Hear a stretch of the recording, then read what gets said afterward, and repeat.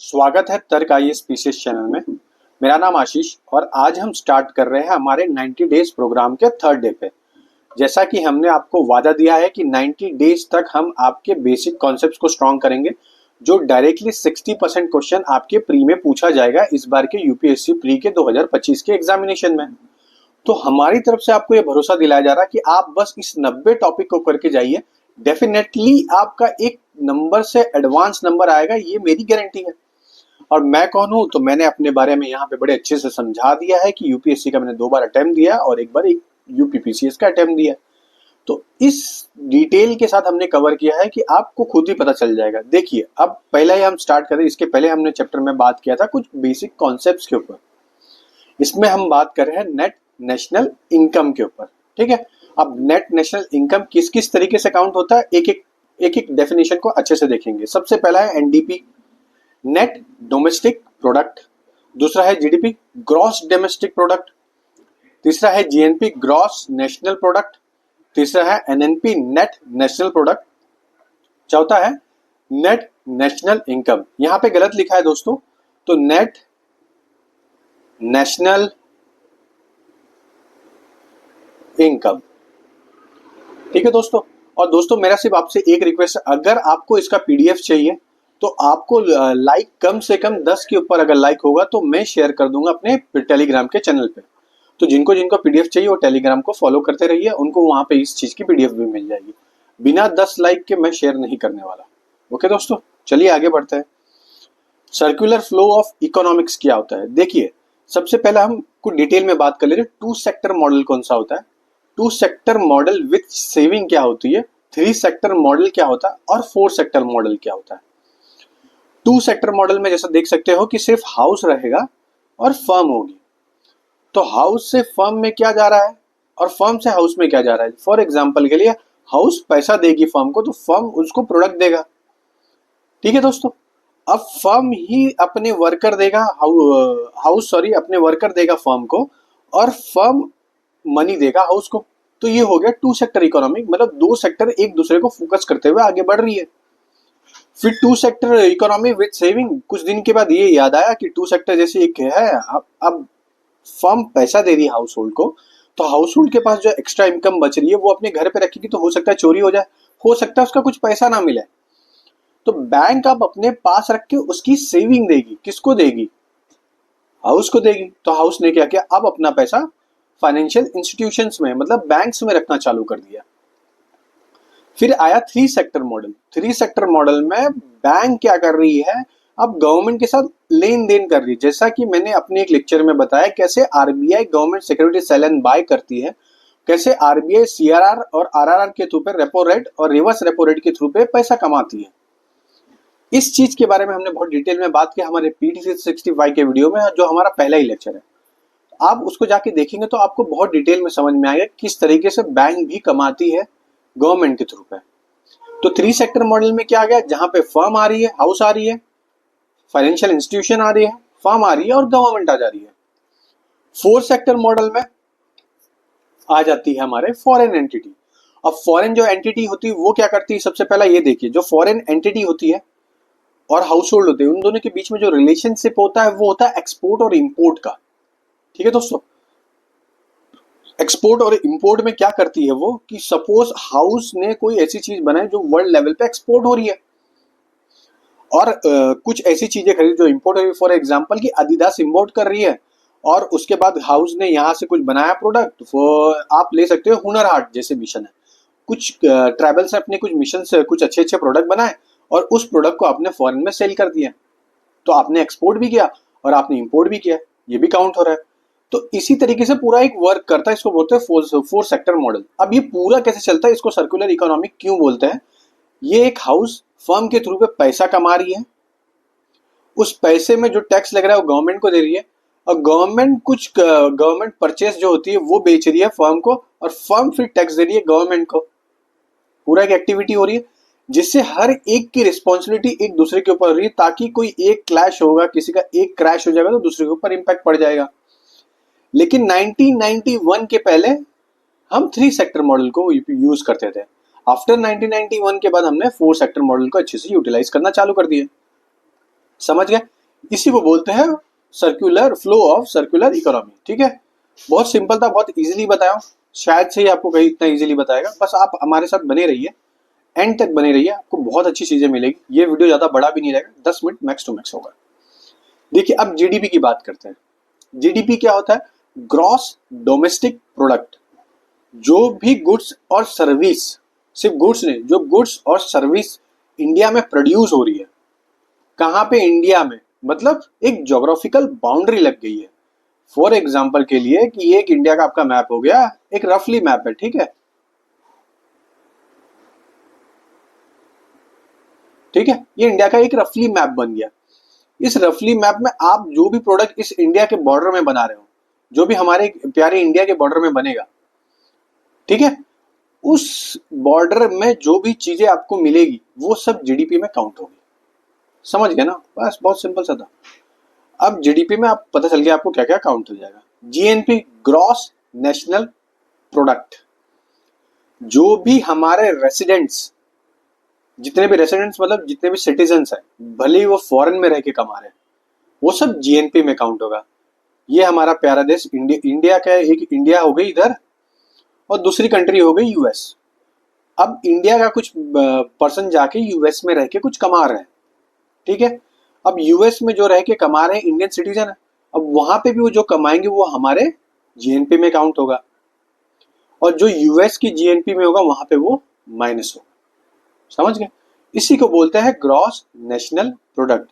इसी को दूसरे तरीके से GNP is equal to GDP, पहला जीडीपी क्योंकि आप ऑलरेडी इंडिया को तो काउंट कर ही रहे हो, plus net factor income from abroad, ये भी होगा। अभी हमेशा जीएनपी जीडीपी से छोटा क्यों होता है? क्योंकि फॉरेनर जो कंपनी वो अपनी इंडिया में भी स्टे कर रही है।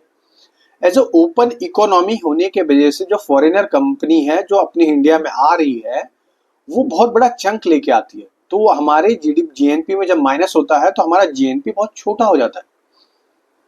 इसलिए जीएनपी हमेशा जीडीपी से छोटा होता है। ये इंडिया का एक केस है, इसी एग्जाम्पल के तौर पे अभी मैंने आपको समझाया। दूसरा है एनएनपी। तो एनएनपी में मतलब नेट नेशनल प्रोडक्ट। अब नेट नेशनल प्रोडक्ट में क्या होता है? पहला तो जीएनपी, जैसे कि मैंने बताया, जीएनपी में जो भी रेसिडेंट यहाँ पे और पूरे फॉरेन में कमाते हैं वो सब काउंट होता है। डेप्रिसिएशन मतलब आप कोई फॉरेनर, फॉर एग्जांपल की स्पार्क्स एक कंपनी है, उस स्पार्क्स कंपनी ने यूएस में अपना एक ऑफिस लगाया है, उस ऑफिस के अंदर उसको मशीनरी लगानी पड़ी थी, उस मशीनरी का मेंटेनेंस करना पड़ रहा है, उस मशीनरी के मेंटेनेंस में जो खर्चा जा रहा है वो आपका हो गया डेप्रिसिएशन। समझ गए? तो ऐसे बहुत सारी मशीनरी को मिला के जो डेप्रिसिएशन क्रिएट हो रहा है वो जीएनपी में माइनस होगा, तो आएगा एनएनपी। तो इससे एक रिजल्ट निकलता है कि NNP is lesser than GNP, GNP is lesser than GDP. ठीक है, ये मॉडल को आप अच्छे से रख लीजिए। देखिए पीडीएफ मिलना बुरी बात नहीं है, पीडीएफ आपको सब कुछ मिल जाएगा, आप मगर 10 लाइक करने के बाद ही मिल पाए, क्योंकि हमें भी कुछ चीज के लिए प्रमोट करना पड़ता है। और पीडीएफ के साथ साथ आपको ये वीडियो देखना ही पड़ेगा, क्योंकि मैंने बहुत सारी चीजें पीडीएफ में लिखी नहीं है, मेरे बोलने के थ्रू पे आपको वो समझ में आ भी रहा होगा। ठीक है दोस्तों। अब तीसरा है कि NDP, net domestic product. Same चीज एनएनपी की तरह ही है, यहाँ पे जीडीपी काउंट हो रही है और डेप्रिसिएशन काउंट हो रहा है। अब जीडीपी में जो भी कंजम्पशन कर रहे हो आप, जो भी आपकी एक्टिविटी हो रही है वो माइनस हो रही है डिप्रिसिएशन में, जैसा कि मैंने बताया डेप्रिसिएशन अभी क्या होता है ऊपर। ठीक है दोस्तों, आगे बढ़ते हैं फैक्टर कॉस्ट पे। ठीक है, फैक्टर कॉस्ट क्या हो जाता है? Market price minus net income tax minus subsidy.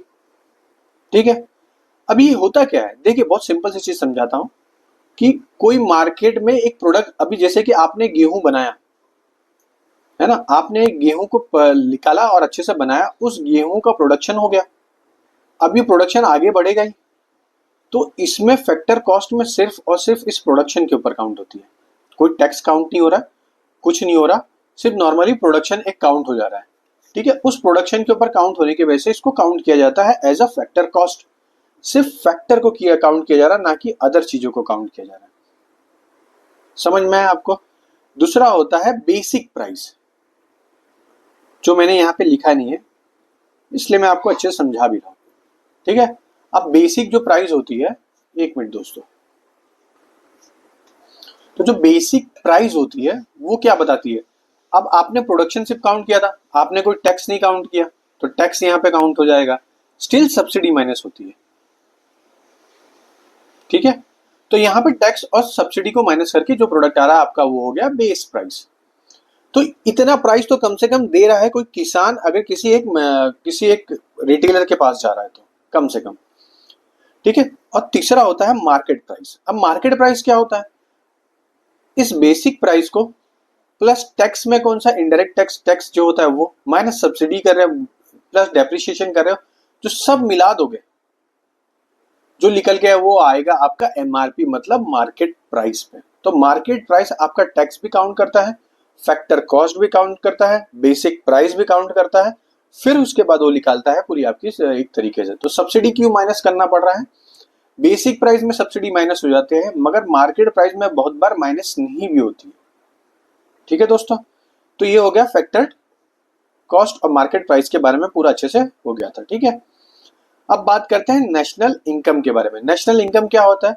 Some of all factor income earn by the citizen of country. जो भी हमारी सिटीजन ऑफ कंट्री जो भी अर्न कर रही है, कहीं पे अर्न कर रही है, चाहे वो इंडिया में करे चाहे वो फॉरेन में करे, तो वो अर्न कर रही है। तो एनएनपी एट मार्केट प्राइस पे होता है, जैसे कि मैंने अभी आपको बताया ऊपर, मार्केट प्राइस क्या होता है? Minus indirect tax plus subsidy.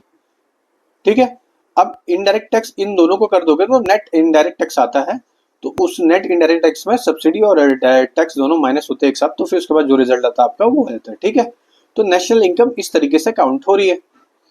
Personal income pi एक इंडिविजुअल लेवल पे होता है। एक ब्रॉड एग्जांपल से अब आपको समझाता हूं। आपके पास एक कंपनी, उस कंपनी का नाम है मिस्टर ए कंपनी।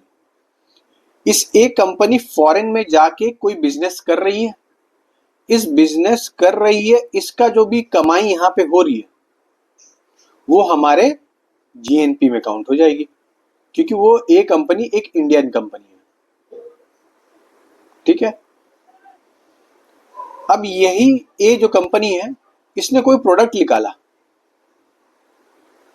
ठीक है, उस प्रोडक्ट के थ्रू पे सब कुछ आगे बढ़ने लगा, तो ये हमारा हो जाएगा फैक्टर कॉस्ट। इस प्रोडक्ट में कुछ टैक्स जुड़ गया, ये हो गया बेसिक प्राइस। इसी प्रोडक्ट में आपने मार्केट में सब्सिडी प्लस करके बेच दिया, ये हो गया एमआरपी, आपका मार्केट प्राइस। समझ गए? बहुत सिंपल था। अब सेम चीज है कि मिस्टर ए की जो कंपनी है, उस कंपनी में कुछ इंडिविजुअल वर्कर है, उस इंडिविजुअल वर्कर को जो काउंट किया जा रहा है वो हो गया आपका पर्सनल इनकम।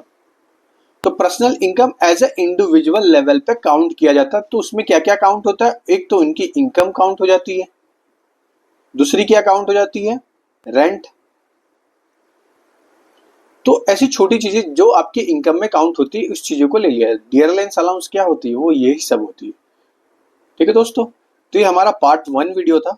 पार्ट 2 वीडियो ठीक दूसरे दिन ही आपको मिल जाएगा, लेकिन ये ऐसा नहीं है कि सिर्फ 90 डेज में 1-2 पार्ट को काउंट किया जा रहा है, इसमें दोनों को रखा जा रहा है एक ही पार्ट में, लेकिन वीडियो बड़ा ना बने इसके लिए हमने ये चीजें किया है। आपको अच्छा लगा वीडियो तो लाइक जरूर करना, और भी आपको कुछ सजेशन देना तो प्लीज कमेंट करना। आपके कमेंट मिलने से ही हम अपने लेक्चर को और अच्छा बना सकते हैं। चलिए दोस्तों, जय हिंद।